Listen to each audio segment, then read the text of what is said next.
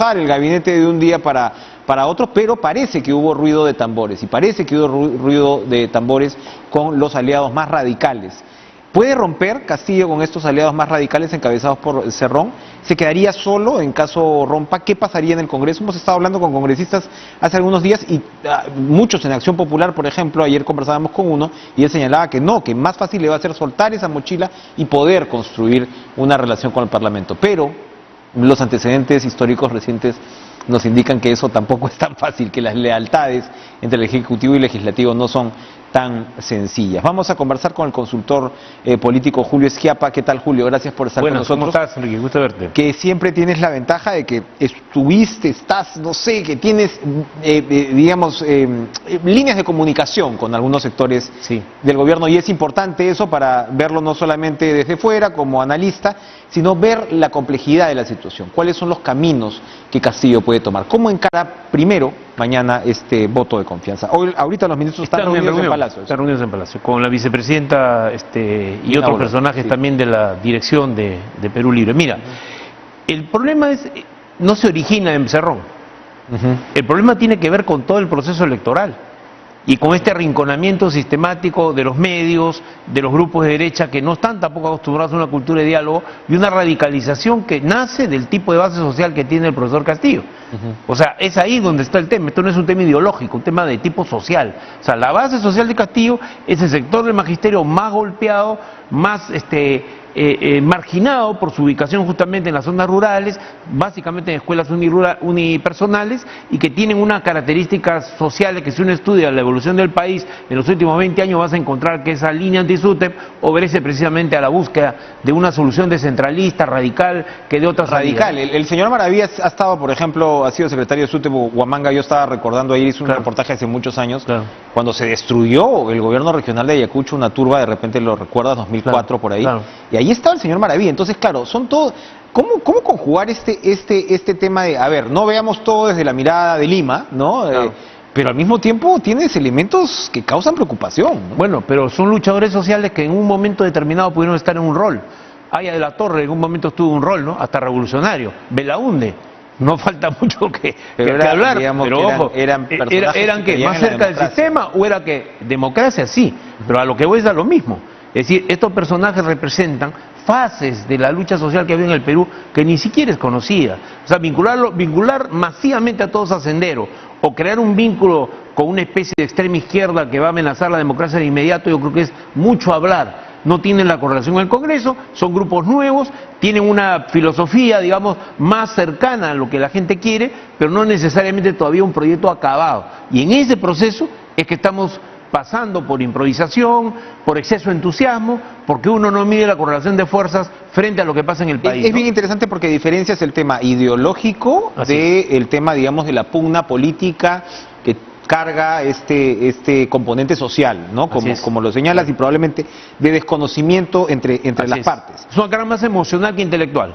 Pero el propio Cerrón declaraba, me parece, a Sudaca hace algunos días, que lo de la presidencia era solo el primer paso para tomar el poder. Jorge Nieto hace un par de días acá en el programa interpretaba, como hombre de izquierda, o al menos de origen de izquierda, decía, bueno, ese es el típico discurso que dice que vas a terminar con ejércitos armados, ¿no? Entonces, claro, a lo que voy es sí, efectivamente puede ser que el tema ideológico sea exacerbado, desproporcionado, pero el señor Cerrón y sus amigos ayudan, ¿ah? El problema de los huancaínos y los chotanos es muy interesante. Es una parte de la explicación. Son trayectorias sociales diferentes que explican también los lenguajes diferentes. Una mayor adhesión a lo ideológico y probablemente a una posición más internacional, y una línea más pragmática de acción motivada porque es un ex dirigente sindical. La chotana. La chotana, claro. Y eso lleva... Por cierto, donde los ronderos reprimieron a Sendero Luminoso, donde no pudo entrar Sendero Luminoso. No entró Mesicha, que tenía una columna... No entró Mesich, efectivamente, ¿no? Que se dijo, ¿no? Y al final nunca entró, pero Junín sí, pues Julio, ¿no? Así es. O sea, ahí sí... Ahí, pero el elemento radical es otro. Así es, pero no es... Lo que yo quiero explicar es que no estamos ante una realidad en la cual el comunismo está a punto de tomar el poder. Esto no es Nepal, un momento de vacío que toma el poder, u otros países, ¿no? Esta división, perdóname, división de la que hablas es real entre Huancayo y Chota dentro del círculo de poder. Yo creo que hay dos círculos, pues, ¿no? O sea, no digo que estos sean solamente de un lugar u otro, porque jalan gente de todo el país. Lo que quiero decir es que la identidad de Perú Libre se produce a partir de la experiencia de Cerrón para ganar 2 elecciones regionales. Ojo, es un líder exitoso, le guste o no, le simpatice o no a la gente, porque logra la primera elección presidencial en la que participa, gana. Quiere decir que escogió bien al candidato. Hay quienes dicen que subestimar a Cerrón es un error, entonces. ¿Disculpa? Subestimar a Cerrón es absolutamente. Yo creo que, mira, en la historia de la izquierda, que yo la conozco bien, la conozco muy bien, yo he trabajado con Alfonso Barrantes, he seguido a muchos de sus líderes, y yo considero que es el líder que empieza a firmar un movimiento mucho más masivo. Solamente se aparece a lo que era la Izquierda Unida, pero era una cosa partida entre más o menos unos 6 partidos. Acá no. Acá, digamos, el gran problema de la izquierda es que no tiene una línea de debate entre ellos ordenada, sistemática, para diseñar un proyecto no solamente para este gobierno, sino para el futuro. El año 1983, nunca me olvidaré, cuando Alfonso Barrantes, después de haber ganado, el 84, ganado las elecciones, se voltea y le dice a todos los líderes de la izquierda: bueno, hagamos lo que ha hecho el PRT en México y hagamos lo que ha hecho el PT en Brasil. Partidos que se han unido. El PT, no hay que olvidar que tuvo 8 millones de militantes y el PRD tuvo más o menos 3 o 4. O sea, hablamos de grandes movimientos que fueron además claves en esos países, ¿no? Entonces yo creo que ahí hay un tema de base, que es, mientras esto sea un movimiento disperso, inorgánico, no basta con que haya un líder u otro, sino que el problema es que no están sumando un proyecto. No se sabe bien hacia dónde está apuntando la estrategia, hacia dónde está apuntando el esfuerzo. Hoy es el esfuerzo por levantar un gobierno popular, pero cuyas líneas generales todavía se están construyendo. ¿Cómo se traduce esto en el acto de mañana? ¿Puede obtener el voto? Mañana van a votar los 37 juntos, ¿no? Que ese es un poco el primer tema por el cual no es posible pensar en una separación entre Cerrón y el presidente de la República de ese tipo, o sea, que se parta la bancada parlamentaria. 2, hay un tema también de necesidad de mantener una cierta unidad alrededor del gobierno, porque ellos han ganado una elección y tienen un deber al frente a la población, y eso tiene un costo electoral para las próximas elecciones. Y 3, creo que además el presidente de la República está ya en un proceso de organización. Hay varios ministerios que están marchando bien. Yo estoy en desacuerdo con la manera como un sector de la prensa ha estado tratando el tema. O sea, en realidad, esa situación de los ministerios, veámosla caso por caso. Claro, hay un personaje muy exótico que el día de ayer dijo que no ve televisión hace 40 años, puede haber otro que de repente representa de repente una manera de pensar muy diferente, porque vienen de diferentes lugares y no son gente formada estrictamente en la política. A lo que voy es que los casos peligrosos, por decir entre comillas, han dicho ayer lo suyo, han aclarado. Algunos de ellos tienen sentencia, tienen antecedentes, tienen algo comprobado. Esa es la gran duda sobre el tipo de denuncias periodísticas que hoy se han generalizado. Es decir, ¿cuánto es verdad de que hay una cercanía a Sendero? En muchos lugares de provincia no hay que olvidar que Sendero era un movimiento mucho mayor de lo que hemos pensado. Nosotros en Lima vivíamos otra realidad y ahí ha influido en familias, en muchos, sí, en la universidad, cierto, en muchos lugares, ¿no? Cierto. Ayer hablábamos con Verónica Mendoza sobre el tema de San Antonio Abad, en Cusco, claro, qué sé yo, pero sí choca, limeños o no limeños, que no se haya procesado en muchos casos lo que significó. O sea, Guzmán fue pues un tumor ideológico, sí, un cementerio ideológico, que vino a instalar. Entonces es como una izquierda que se resiste, que se apena, ¿no?, de no haber reconocido y de haberse de repente emocionado, ¿no?, con algo que no guardaba ningún tipo de coherencia, más allá del mesianismo de Guzmán y más allá, por supuesto, que Guzmán de las diferencias que puede haber en el país. Ojo que Guzmán sale en el momento de mayor éxito de la izquierda en América Latina. Eso es lo contradictorio. No te olvides que es el avance del PRD en México, en Chile y en todos los países. Arranca ahí de una democracia y venías de una constituyente en la cual la izquierda no le dio la gana ni siquiera de firmar la constitución. Bueno, ese es el radicalismo que había, pero espérate, pero luego los líderes que nosotros conocemos como de la izquierda, los del 90 y adelante, eran líderes que primero no fundaron un partido unitario, no lograron cohesionar la unidad, se enfrentaron a Barrantes. La izquierda unida misma, y Barrantes y Escanseco, claro, hay que recordarlo. Así es, y además hubo vacilación frente a la lucha armada, pues, ahí también. Entonces todo ese proceso parece seguir mal llevado, no, es que son 2 sectores de la izquierda.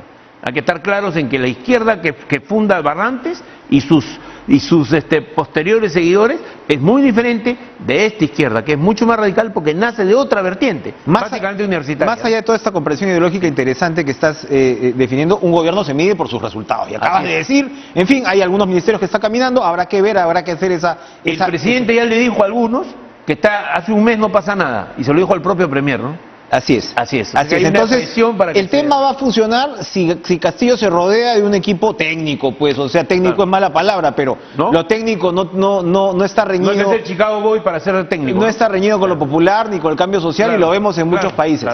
¿Puede Castillo alejarse de los radicales, ¿no? Que lo ajochan pues por redes sociales, ¿no? Y que está, o digamos, o darles un espacio acotado sin que eso signifique una guerra? Yo creo justamente que no hay guerra, hay tensión. Y creo algo además, creo que es parte de la formación de un nuevo movimiento que ya están haciendo a partir de esta experiencia electoral. Bueno, tiene sus profesores, su partido de los profesores. Ese partido, claro, no hay que decir de los profesores, debería ser un partido de trabajadores, de cualquier otra cosa, pero ya está expresando una voluntad de tener su propia fuerza política, por lo tanto no tiene por qué coalicionar con el partido que le ha dado a él la victoria electoral. Y en segundo lugar, el tema del Parlamento, donde sufrió una dura derrota a la hora de las elecciones y que fue también buen maniobreo, buenas maniobras de parte de la derecha, logran que no obtienen ninguna posición expectante en el Congreso. Y ese es otro gran problema. Entonces yo creo, políticamente hablando, que es lo importante ahorita, esto no es un tema, digamos, de moral, que es malo, bueno, antipático, simpático, aquí se trata de saber si se va a lograr cohesionar el gobierno. Yo creo que están ante ese reto. Y además hay varios de los ministros, reitero, que tienen altas calificaciones, no solo Franque, la doctora Dina Boluarte, y varios más. Son gente que, digamos, vienen del Estado, tienen experiencia, se manejan con prudencia, van a hacer gestiones exitosas. El problema es los empíricos que han sido incorporados, ¿no?, que son parte del problema. Bueno, dicen algunos que una parte de ellos son profesores y otros gente que podría haber sido puesta, pero yo veo que básicamente son por ese lado, o sea, que eran amigos, y eso así no se hace en el Estado. Así no debería haber una selección de personal rigurosísima que la hace con una base de datos de gente. Ahí pueden haber políticos, pero tienen que ser expertos. ¿Castillo puede construir una gobernabilidad desde el lado legislativo? ¿Le es posible eso? Porque claro, uno dice, el tipo tiene que estarla pensando si es que esa tensión se lleva a un extremo o no, porque su bancada es lo único que tiene en realidad en el Congreso, y no sabe pues cómo se van a comportar las demás. ¿Con quién puede construir una masa crítica en el Parlamento? Yo creo que el problema del multipartidarismo al comenzar un gobierno es bien problemático porque es la etapa inicial, donde tú más bien estás definiendo el territorio, ¿no? Pero yo creo que va a haber que acelerarlo, es decir, va a haber que llegar a un acuerdo, pienso yo, que soy un analista simplemente, ¿no?, que lo que más les conviene es eventualmente llegar a un acuerdo con algunas fuerzas afines adicionales a las que ya son sus aliados, que no tienen representación parlamentaria significativa. Y deben buscar acuerdos. Creo que hay a las izquierdas de varios grupos que están interesados en tener un protagonismo, y no hay que olvidar un detalle. Hay una ala zurda en AP, hay una ala zurda en APP, claro, ¿no? Y hay diestra también, ¿no? Y hay diestra hay también diestra. Entonces, el tema ¿cuál es? Es que hay que tocar la realidad, y la realidad la tienen los provincianos muy presentes. No hay que olvidar que 88% de los integrantes, creo que tú me diste el dato inclusive, ¿no?, ayer, son, ¿cómo se llama?, personas de provincias. O sea, la presión provinciana une y traspasa los partidos, y eso se ve en cada decisión del Congreso, y va a verse todavía más. O sea, este es un Congreso que tiene una característica muy importante, que está con partidos orgánicos y tiene más composición provinciana que me parece a mí que ningún otro de los que hemos tenido, ¿no? Creo que por ahí hay que ir, ¿no? La semana pasada le preguntábamos a Héctor Béjar, cuando salió de la Cancillería, que si él veía equipado a Castillo para enfrentar esta situación. Yo creo que su respuesta venía de que si podía o no podía aguantar las presiones de la derecha, ¿no? Claro. Él dijo que no. Que no lo ve equipado para empezar, porque es un hombre que viene pues de un pueblo remoto de Cajamarca, y que en su caso él iba a apoyar lo que pudiera a su gobierno, etcétera. Entonces, claro, hay una opinión extendida, ¿no?, entre analistas, que Castillo es un hombre con pocos recursos. Pero es un hombre con una gran astucia. Ya, eso pregunto, porque ayer yo lo vi en declaraciones en TV Perú. Sí. Y no lo hizo mal en términos de la comunicación con el pueblo, que parece él haberse descolocado las primeras semanas. Así es.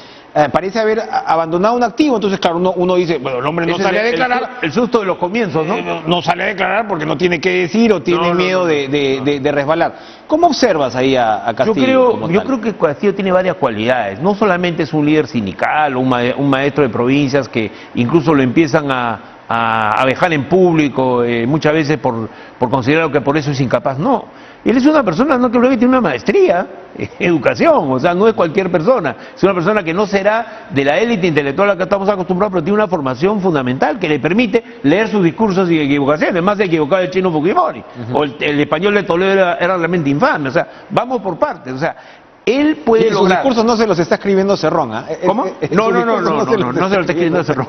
Pero ya se los escribirá algún día cuando esté la cosa un poco más consolidada. Pero lo que voy es, lo relevante es que el mensaje que él da es un mensaje de reivindicación que sigue vigente.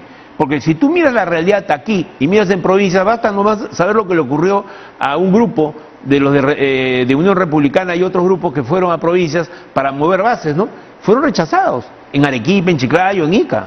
Gente muy conocida que estaba en ese núcleo. O sea, lo que yo quiero decirte es que sigue habiendo una adhesión que él tiene que trabajar probablemente bajando a bases, yendo a las provincias sistemáticamente todos los fines de semana para mantener esa base política y reconciliarse con Lima. Aquí es donde falta es hacer una serie de gestos que ayuden a que la presencia popular en Lima que él tiene, que es sobre 30 y pico, tenga un aumento, una mayor capacidad de poder generar un movimiento respaldo ya que detenga un poco esta ola derechista que está viendo y que es además muy importante, es una ola con base social. ¿Ok? O sea, la derecha del Perú está empezando a movilizarse. ¿Cómo? Es interesante, es un proceso interesante. Es un proceso interesante, que yo creo que va a llevar a que se parta la derecha más tradicional de un populismo de derecha que es el que probablemente surja, si no surge un conservadurismo progresista que también es posible, ¿no? Finalmente, pues, Julio, el debate no se puede desarrollar en los extremos, pues, y ahí le toca tanto por el lado de los radicales de Castillo como esta derecha. No se puede si el debate no se encausa y no se centra, no se pueden dar besos, pero si tú miras bien, hasta el almirante Montoya tiene frases de respeto y de consideración por algunos de los líderes de ese grupo. O sea, vamos por partes. O sea, el Perú está forjando, no digo una alianza entre besos y abrazos, lo que está logrando es llegar a una comunidad de intereses políticos, que son los de la gente. Gracias, Julio Esquiapa, por acompañarnos. Muchas gracias. Muy interesante. Vamos a ir a una pausa, pero regresamos para analizar la situación jurídica, constitucional.